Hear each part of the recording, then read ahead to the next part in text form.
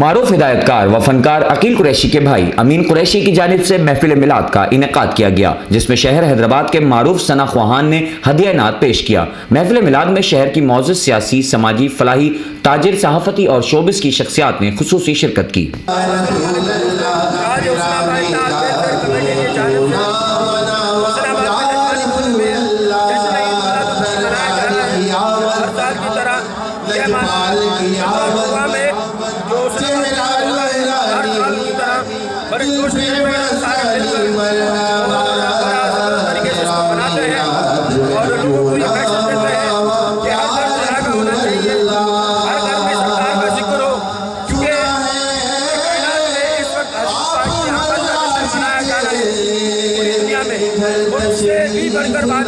آسمانوں پر اس وقت میرے محبوب سیدنا حضرت محمد مصطفیٰ صلی اللہ علیہ وسلم کا ذکر